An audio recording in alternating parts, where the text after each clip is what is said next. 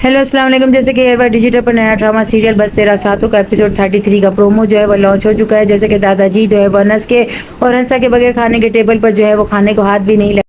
अनस और दादाजी जो है वो उसकी मेहनत को देख रहे होते हैं कि वो दिन रात एक करके लैपटॉप पर सारा दिन अपना वर्क करती है। जब उसे डॉलर में अमाउंट आती है और वो अच्छी खासी शॉपिंग कर कर घर आती है तो शायान से और शाजिया से जो है वो बर्दाश्त नहीं होता। वो लोग आपस में बात करते हुए कहते हैं कि क्या इस यतीम के साथ साथ अब पप्पू ने जो है इसकी बीवी को भी जो है वो पालने का क्या खर्चा उठा लिया, जिस पर हंसा को बहुत बुरा लगता है। वो आगे बढ़कर कहती है, ये बात आज तो कर ली, आइंदा मत करना। तुम जैसे हड्डाराम जो कि माँ बाप के टुकड़ों पर पलते हैं, उन्हें क्या मालूम कि मेहनत की कमाई क्या होती है। तुम जो है वो अपनी माँ के हाथ से दिए के निवाले खाते रहो।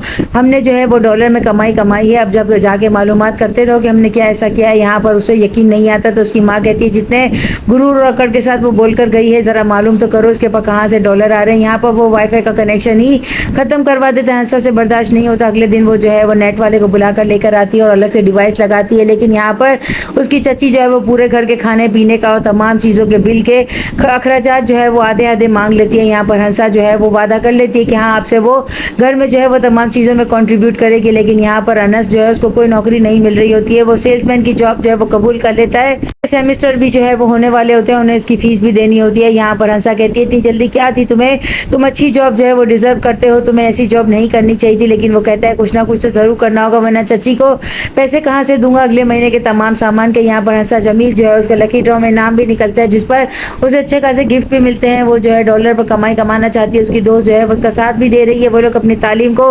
मुकम्मल भी कर रहे हैं। यहाँ पर फहाम जो है उसने जो है वो शीरी के साथ अपना रिश्ता तोड़ दिया, क्योंकि वो उसे लेके दुबई जाना चाहता था। लेकिन जो है मुरसली ने जब मना कर दिया और शीरी ने जाकर ये बात फहाम को बताई तो उसने उसी वक्त रिश्ता खत्म कर दिया। और उसने कहा, मैं तो शादी के हक में ही कभी नहीं था, तुम्हारे घर वालों के जोर डालने पर मैंने तुम जैसी लड़की से मंगनी की, वरना मुझे जो है लड़कियों की कोई कमी नहीं है।